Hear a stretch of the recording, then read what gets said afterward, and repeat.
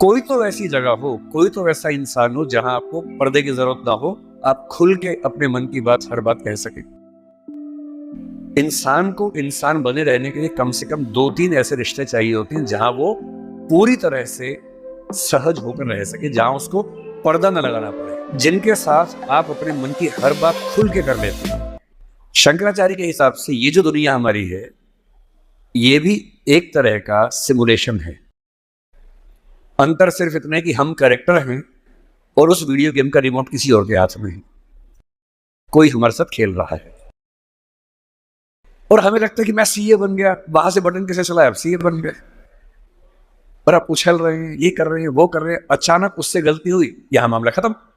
जैसे video game में आपसे गलती हुई, 15 वाला खत्म हो जाता है। इतनी फानी किस्म की जिंदगी, इतनी बुलबुले जैसी जिंदगी, उस जिंदगी में इन छोटी छोटी बातों में इतना लीन होकर डूबे रहना, मेरे ख्याल से इससे खराब जिंदगी कोई नहीं हो सकती। और इसलिए जो करना है वो ये है कि जिंदगी में होते हुए अपनी जिंदगी को बेहतर कैसे बनाना है। फाइनेंशियल चीजों से कंप्रोमाइज न करते हुए अपनी बाकी जिंदगी को बेहतर कैसे बनाना है। और जिंदगी बेहतर है यानी इसके 4-5 पैरामीटर्स हैं। सबसे गहरा पैरामीटर ये है कि आपके पास जीने का कोई पर्पस है या नहीं, और है तो कितना बड़ा पर्पस है। कुछ लोगों के पास होता है, मुझे सबको हरा देना है, फर्स्ट आना है, 1 करोड़ कमाना है, ठीक है, पर्पस है, पर ये पर्पस बहुत दूर तक हेल्प नहीं करेगा। इससे बेहतर पर्पस होता है एक समय के बाद कि आप अपनी क्रिएटिव इनसाइट को आगे बढ़ाएं। मैं ऐसे कई सीएस को जानता हूं जो सीए है, पर उनको लगा कि मेरी जिंदगी इतनी सीमित नहीं है, मुझे कुछ और करना चाहिए। तो उनमें से एक शेखर कपूर बन गया, उसने मिस्टर इंडिया फिल्म बनाई, बैंडिट क्वीन बनाई, कितना कमाल किया। एलिजाबेथ फिल्म बॉलीवुड में बनाई। वो चार्टर्ड अकाउंटेंट है, और उसको एक दिन समझ में आ गया कि मेरा सीए वाले काम से ना जिंदगी कमाल की नहीं हो पाएगी। ठीक है, मैं कुछ कुछ कर लूंगा, लेकिन वैसी नहीं हो पाएगी जैसे मैं चाहता हूं। और बहुत सारे सीए हैं। एक सीए को लगा कि मुझे देश को भी सुधारना चाहिए, वो सुरेश प्रभु बन गया, रेल मंत्री बन गया। एक और सीए को लगा कि मुझे एक नई पॉलिटिकल पार्टी में ईमानदारी का संदेश लेके जाना चाहिए, वो राघव चड्ढा बन गया। इतने सारे सीएस हैं, कोई पॉलिटिक्स में आ गया, कोई उद्यम में चला गया। एक सीए बाहर से पढ़ के आया, उसको लगा मुझे तो मीडिया की दुनिया को रेगुलेट करना है, अच्छा बनाना है। उसने एक मैगजीन शुरू की, इंडिया टुडे, और धीरे धीरे वो आज तक का मालिक बन गया। अरुण पुरी, वो भी सीए है। क्यों सीए होके ये मान लेना है कि मेरी जिंदगी इतनी ही है। एक यंग सीए सिद्धांत चतुर्वेदी फिल्मों में इतना सुंदर एक्टर बन के आ गया है, अभी वो गली बॉयज में आया, शानदार एक्टिंग करता है। एक सीए को लगा कि मुझे केवल अकाउंटिंग नहीं करनी है, मुझे तो कुछ बड़ा काम करना है, स्टार्टअप करना है, वो मोतीलाल ओसवाल बन गया। इतने बड़े बड़े सीए, कुमार मंगलम बिरला एक सीए है, और सीए से पूरा साम्राज्य खड़ा कर दिया। एक सीए को लगा ये सब छोटा है, मुझे देश के लिए काम करना है, देश के लिए मर मिटना है। और आज से 2 महीने पहले उसने देश के लिए अपनी जिंदगी बलिदान कर दी। कर्नल मनप्रीत सिंह, जो कि सीए थे, वो भी चार्टर्ड अकाउंटेंट था। मेरी पहली आपसे गुजारिश ये है कि सीए बनने के बाद अपनी क्रिएटिव इंस्टिंक्ट को मरने मत दीजिए। कुछ क्रिएटिव, कुछ भी हो, वो क्रिएटिव हो सकता है कि आपको पेंटिंग करना पसंद हो, आपको पोएट्री पसंद हो, आपको फिल्म बनाना पसंद हो, फिल्म देखना पसंद हो, कुछ ऐसा। क्योंकि जो क्रिएटिव नहीं है, कई थिंकर्स कहते हैं कि जानवरों के पास जो 5 सेंसेस होती हैं, मतलब सबके पास नहीं, लेकिन जैसे गधे के पास है, गाय के पास है, भैंस के पास है, 5 सेंसेस है, हमारे पास 5 सेंसेस है। तो वो कौन सी चीज है जो मनुष्य को उनसे अलग करती है? तो वो क्रिएटिव सेंस है। और जिसने अपनी क्रिएटिविटी को ही मार दिया, फिर वो तो एक मशीन है, फिर काहे का इंसान है। इसलिए मेरी पहली गुजारिश आप सबसे ये है कि सीए होते हुए कुछ ऐसा क्रिएटिव शौक पाल लीजिए कि दिन में 1 घंटा मस्ती से गुजार सकें उसमें। वो कुछ भी हो, फिल्म देखने से लेकर कविता लिखने तक, पेंटिंग करने तक, कुछ भी हो। गाना हो, गाना सीखिए, सिंगिंग सीखिए, इस उम्र में सीखिए, तबला बजाना सीखिए, हारमोनियम सीखिए, गिटार सीखिए। कुछ ऐसा जो करते हुए डूब जाने का मन करे। बस कुआं खोदना मत सीखना, उसमें डूब गए तो मुश्किल हो जाएगा।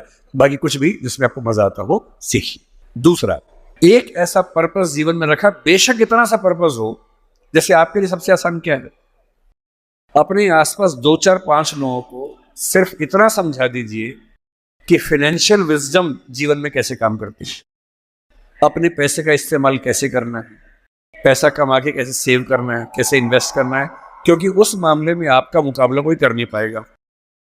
या अपने घर के आसपास 3 4 गरीब बच्चों की पढ़ाई का खर्चा उठा लीजिए, उनसे हफ्ते में बार मिलते रहिए, और आप पाएंगे आपके चेहरे पर पहले से ज़्यादा चमक आनी शुरू हो गई है, और आपको कंपटीशन, परेशानी, वो जो नफरत का माहौल दिन भर होता है, इसको हरा दूं, उसको हरा दूं, इस सब से मुक्ति मिलने लगी है, और आप अंदर से एक बेहतर इंसान बनने के प्रोसेस में आ रहे हैं। तीसरी बात, आप कितने भी सफल हो, यदि आपके जीवन में कुछ खास रिश्ते ऐसे नहीं हैं, जिन रिश्तों के साथ, चाहे वो प्रेम का हो, विवाह का हो, भाई का हो, बहन का हो, दोस्त का हो, जिनके साथ आप अपने मन की हर बात खुल के कर लेते हैं, तो आपका फाइनेंशियल अकाउंट चाहे कुछ भी हो, दरअसल आप एक दिवालिया इंसान हैं, बैंकरप्ट इंसान है। आपके अकाउंट में कितने जीरो हैं वो काम नहीं आएगा, आपकी जिंदगी का जीरो बहुत बड़ा है। इंसान को इंसान बने रहने के लिए कम से कम 2 3 ऐसे रिश्ते चाहिए होते हैं जहां वो पूरी तरह से सहज होकर रह सके, जहां उसको पर्दा न लगाना पड़े। हम सब दिन भर पर्दे लगाते रहते हैं, खुद को ढकने में लगे रहते हैं। जब भी किसी से बात करते हैं, खुद को छिपाते ज्यादा हैं, सामने कम लाते हैं, क्योंकि समाज का उसूल ऐसा होता है। कोई तो ऐसी जगह हो, कोई तो ऐसा इंसान हो जहां आपको पर्दे की जरूरत ना हो, आप खुल के अपने मन की बात, हर बात कह सके। इसलिए मैं अपने जो काउंटर पार्ट्स हैं, चाहे वो सिविल सर्वेंट्स हो, चाहे आप सीए हैं, मैं अक्सर कहता हूँ कि जिंदगी की बैलेंस शीट में पैसे के साथ साथ creativity, emotional satisfaction, personal space का मतलब ये होता है कि आपका जीवन बहुत सारे लोगों का है, आपके परिवार का है, आपकी कंपनी का है, आपके क्लाइंट का है, सबका है। और अक्सर आप देखेंगे कि आपका जीवन सिर्फ आपका नहीं है, बाकी सबका है। दिन भर ऑफिस में रहे, 24 घंटे मिलते हैं, 8 सोने में गुजर गए, 1 2 घंटे तैयार व्यार होने में चले गए 10। आपकी जॉब कम से कम 8 10 घंटे कम से कम लेती होगी, सीए की जॉब तो बड़ी मुश्किल है, 20 घंटे हो गए। घर पहुंचे, परिवार ने कहा कि हमारा टाइम, पति या पत्नी ने कहा मेरा टाइम, बच्चों ने कहा मेरा टाइम, उनको दिया, सब हो गया, अपने लिए कुछ नहीं बचा। और इसी जद्दोजहद पर एक शायर ने, कृष्ण बिहारी नूर ने, कितनी सुंदर बात लिखी, वो सुन के हिल जाएंगे आप। लगता है कि हम सबकी जिंदगी का स्कैन, एक्सरे निकाल दिया हो। उसने कहा, इतने हिस्सों में बट गया हूं मैं, कंपनी, क्लाइंट, परिवार, बच्चे, स्कूल, ये सारा ठिकाना, इतने हिस्सों में बट गया हूं मैं, मेरे हिस्से में कुछ बचा ही नहीं। जिंदगी से बड़ी सजा ही नहीं, और जुर्म है क्या पता ही नहीं। तो जब जिंदगी के अपने हिस्से आप बांट रहे हो सबके लिए, हो सके, मैं तो करता हूं रोज, हो सके तो रोज कम से कम आधा या 1 घंटा सिर्फ अपने लिए रखना है, जिसको मी टाइम कहते हैं आजकल के लोग। वो मी टाइम कैसे आ सकता है? उसका एक आसान तरीका ये है कि जब आप घर से ऑफिस से, ऑफिस से घर जाएं, अगर खुद ड्राइव करते हैं, वो मी टाइम हो सकता है। उसमें फोन को ऑफ कर दीजिए, अपने आप से बात करते हुए चलिए, अपने आप से सवाल, अपने आप से जवाब, अपने आप से ठहाका मार रहे हैं, कुछ सोच रहे हैं, उधेड़-बुन में हैं। अगर वो नहीं मिलता टाइम, तो घर पे या ऑफिस में कुछ आधा घंटा निकालिए, कागज पेन लेके बैठिए, कुछ पॉइंट्स नोट कीजिए, और रोज सोचिए कि आज का दिन मेरी जिंदगी को किस तरह से कंट्रीब्यूट करता है, अगर करता है या नहीं करता।